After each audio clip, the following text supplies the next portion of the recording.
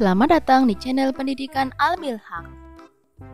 Kelas 4, tema 2, subtema 1, muatan pelajaran IPA, matahari dan angin sebagai sumber energi.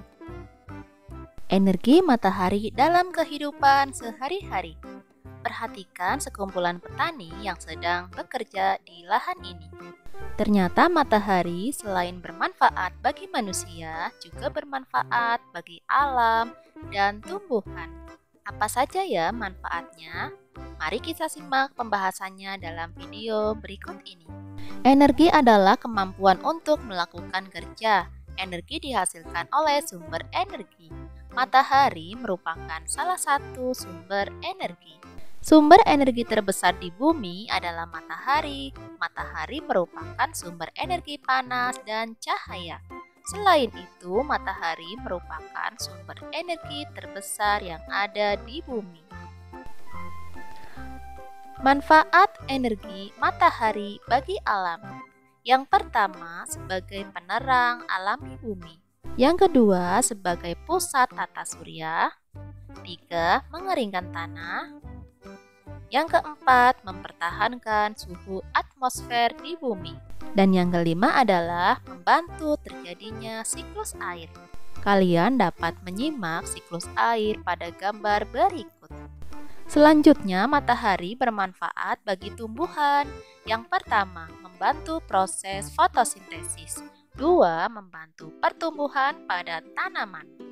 Yang ketiga adalah mengaktifkan klorofil atau zat hijau daun pada tumbuhan. Yang keempat, membantu proses penguapan pada tumbuhan. Dan yang kelima, menjaga temperatur pada tumbuhan. Selain bagi alam dan tumbuhan, matahari juga bermanfaat bagi manusia. Yang pertama, sebagai PLTS atau pembangkit listrik tenaga surya.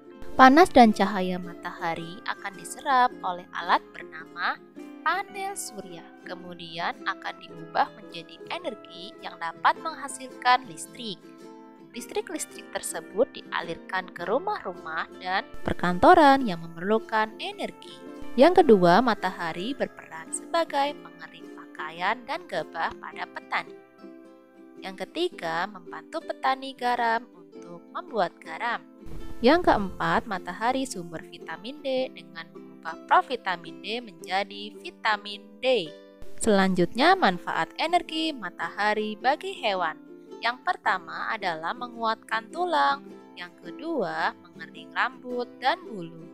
Yang ketiga, menaikkan suhu tubuh yang akan membantu proses pencernaan makanan. Dan yang terakhir, sebagai penghangat tubuh. Sumber energi angin. Angin merupakan udara yang bergerak. Angin menyimpan energi yang sangat besar dalam kehidupan. Energi angin jumlahnya melimpah dan sangat bermanfaat bagi manusia.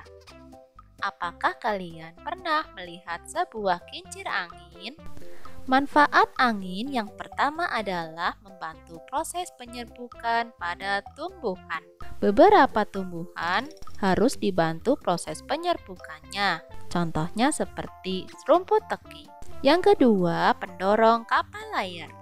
Kapal layar memiliki layar yang besar.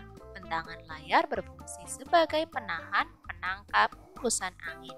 Hembusan angin ini akan mendorong kapal bergerak atau berlayar. 3. Angin sebagai sarana olahraga.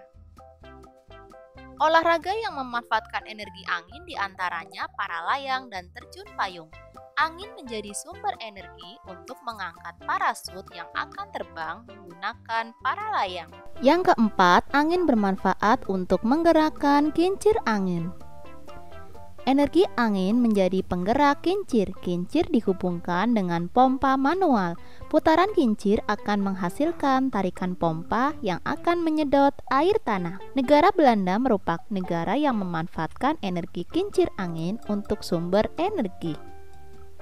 5. PLTB, pembangkit listrik tenaga bayu atau angin.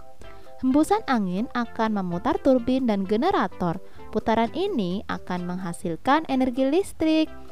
Pembangkit listrik tenaga angin atau bayu biasanya dibangun di daerah yang memiliki hembusan angin yang kuat. Ini adalah gambar dari aerogenerator, yaitu alat yang mengubah energi gerak menjadi energi listrik. Yang kelima, angin bermanfaat untuk menggerakkan mainan. Contohnya adalah mainan kincir angin serta layang-layang. Kalian dapat membuatnya nanti di akhir pelajaran ya. Yang keenam, angin berperan dalam proses daur air. Pada saat hujan, angin akan membuat awan-awan bergerak ke berbagai wilayah di atas daratan, sehingga banyak wilayah yang akan terhindar dari kekeringan. Apakah kalian tahu bahwa Indonesia memiliki PLTB terbesar di Asia Tenggara? Di manakah letaknya? Coba carilah informasi tentang PLTB terbesar yang ada di Indonesia dan di Asia Tenggara.